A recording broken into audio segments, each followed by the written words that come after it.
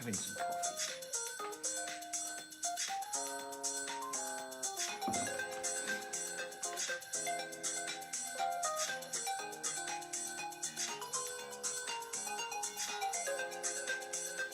We're gonna wait. Oh, good Because lord. I like it.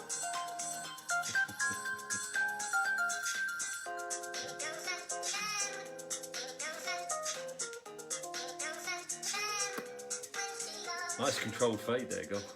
It's amazing what the volume button can do. Good morning. Good morning. How are you? I'm good. Good. Good. Very good. How are you? I'm well too. Happy 80th episode, Dr. Mary. Oh, dear lord. 80 episodes. Think about that. Yes. It's kind of incredible. Each one uphill both ways in the snow. Yes. Yes, yes, yes. Good morning, Kim. So today is a challenge Friday because that's the theme, but it's also a celebration Friday, and we're inviting you to celebrate with us.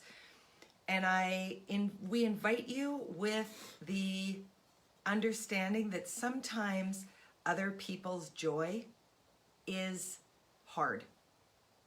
And I just think it's important to recognize that. You can be happy for someone and envious or sad or mad. You can experience multiple emotions. We've talked about that. But because we talked about what we're celebrating today on August 31st with you, we're sharing it today. It's the 30th. But we shared it on August 31st, yeah, is what I said. Yes, you did. So, Dr. Mary, do you want to say what we're celebrating today? I do. Firstly, though, I want to. I was going to say something profound, and I totally forgot what it was. Must have been amazing. Yeah, this is all in context. This is a goal that Dana and I set, and it was something we started to work on when I got sober. So there is a connection to this, and it's a fantastic example of what you can do when your mind is clear. You can sit down and you can say, all right, I'm not hiding anything, I'm not lying about anything, this is it, this is what we've got at our disposal, this is something constructive we're going to work towards. And it wasn't, it took a, we decided to set ourselves a goal, and it took time to get here, but we got here today. Are you going to tell them what it is? Yes, we are now officially sitting in a house that we really do own because we have paid off our mortgage. Yes. So these walls behind us, they are officially ours and not the property of US Bank. So you lot can suck it. I knew you were going to say that. Yes, yes. It's an astonishing thing to have lived for 9 years in income-based housing with a boy, and to have brought this man into our lives and to have been on this big journey. As I said in August, I bought this house by myself in 2006 because there were just things I needed to do by myself to prove that I was coming full circle, and this was one of them. And then Maz and I refinanced in 2008. And Maz, quite frankly, Maz's income saved me. I was drowning in this house by myself. Yeah, we both do it for a while. We both drowned together. Yes, we God. did. It's a shock buying a house. And then in 2011, we refinanced like this month so that we could have new windows and siding put on. And this 15-year mortgage was due in September of 2026 to be paid up, which means we paid it up almost 6 years early. And the reason that we are sharing this is, like I said, to celebrate with you because we talked about it in August, but also to give you something to think about and to challenge you. We could not have done this with our incomes and the lifestyle that we were leading when Maz was drinking. No. And let me be very clear. Maz was not drinking $40,000 to $50,000 of alcohol a year. So, there are people who do. Maz was drinking garbage alcohol and he was drinking too much of it. But it was $5,000 to $10,000. My actions did not completely bankrupt us, which is the case, unfortunately, for less lucky people who suffer from this addiction and disease. Yes. And so that was a big piece of it, but it was much, much deeper than that. It was the fact that we couldn't have any conversations about it.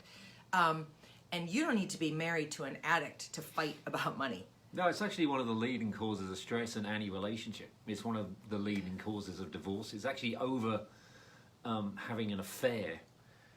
Money problems are cited as causing more divorces or breakups than anything else.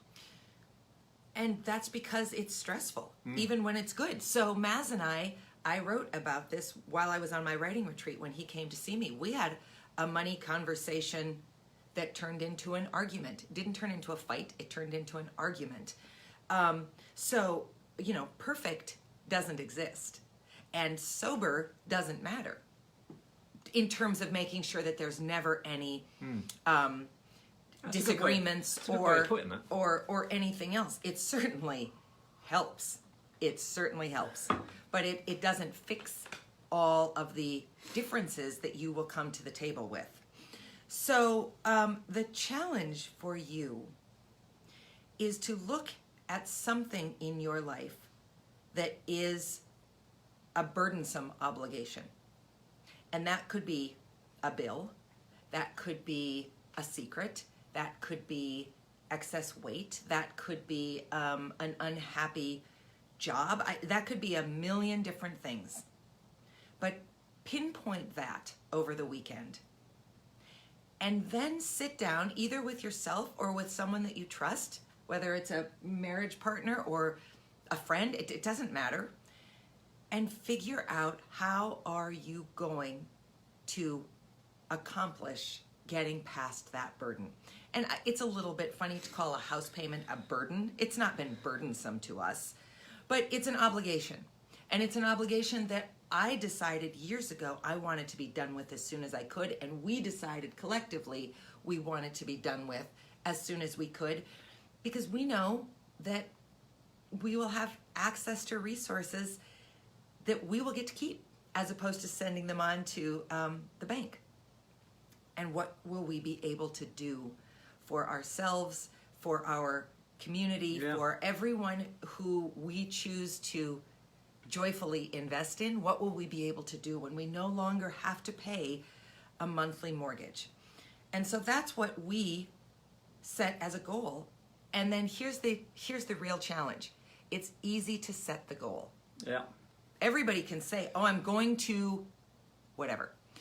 The challenge is then figure out, well, what's the first step and the next step and the next step. So we had a daily dose somewhat recently based on some paragraphs I read to you from the book Creative Careers by B. Jeffrey Madoff about a man who says, envision 3 years ahead and think about what goals do you want to be having reached 3 years from now, and then envision 3 years ahead where you're doing nothing different. Maz and I could just have continued to pay our house mortgage, and in 3 years' time we would still be paying our house mortgage, and we'd still have almost 3 years left. But we could do that. That would have been okay. So we set a goal, or we could have pursued the exact same path we were on. Now, what in the next 90 days are you going to do to make the first big move towards that goal? So I can tell you that one thing that we did is we moved almost all of our savings. We took a little bit of a gamble. Yeah. And we moved our savings to the house. And then started flying. Now, a bit of a disclaimer here. It's easy. It was easy for us to say, all right, what do we need? Well, we worked out how much money we spent going out. We worked out how much money we spend, going to the movies. Traveling. We spend a lot of money traveling. And, we had some fantastic trips planned for this year. And of course, yes, there's a pandemic, which kind of does help the choice of let's not go out to eat because we couldn't. Yeah.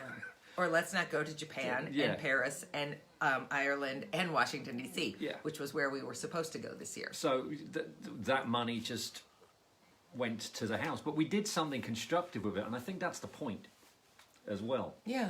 If you've got something that's bothering you, if you've got a loan, take a breath. You can't, during a pandemic, and my dad always said to me when I was growing up, you know, something bad has happened, right? But something good will always come out of something bad. And, you know, look at it that way. And he was generally actually right.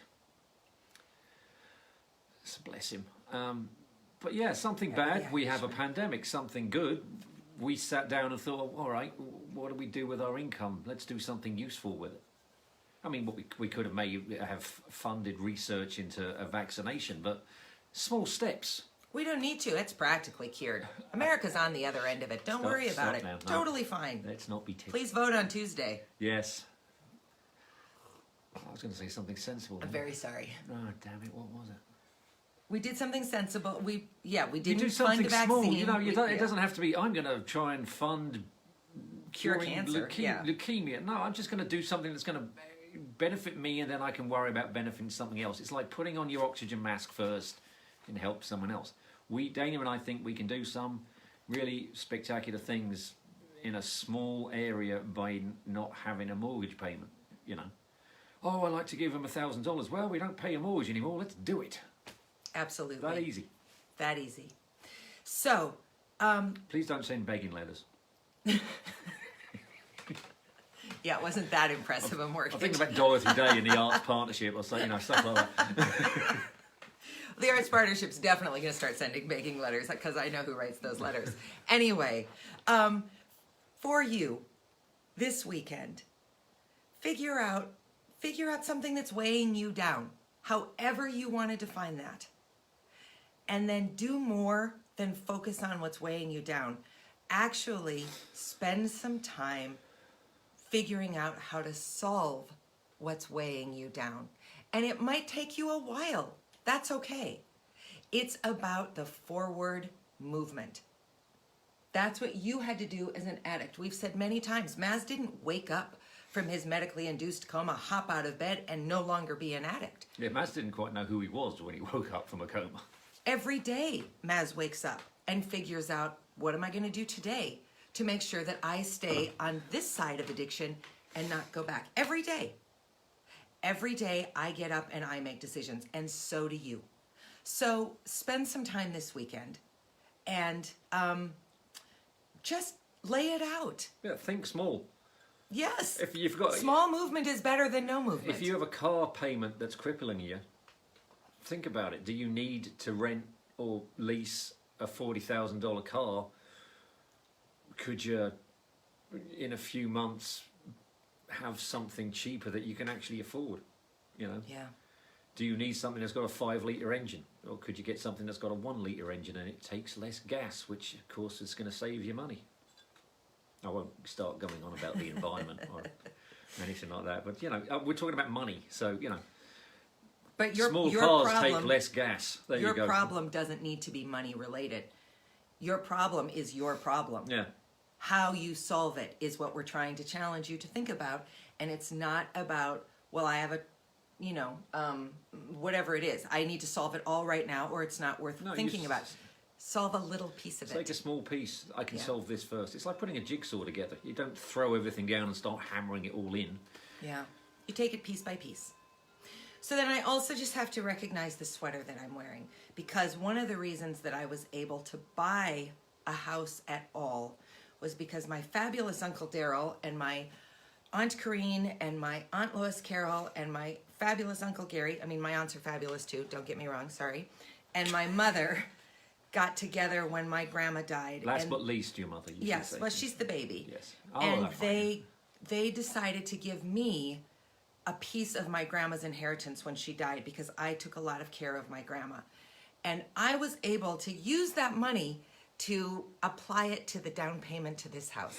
So my grandma knit this sweater. My grandma was an unbelievable artist in her own right. And I just wanted to wear it today because, gosh, we're only even in this house because of my grandma and granddad's smart savings, and then the generosity of my aunts and uncles and my mom, who looked around in that moment and did something amazing for me. So, have a great weekend. We're going out to dinner tonight to celebrate. That's the last piece of the challenge. Set some goals, and when you achieve the goal, and it can be a piece of the goal, it doesn't need to be achieving the entire thing. When you reach your first milestone, do something to celebrate. This work is hard. Yeah. We've made a lot of sacrifices. I mean, relatively speaking, to do this house payment this year. So tonight we're going to celebrate. Make sure that you are honoring the work that you are doing and celebrating it. It's it's like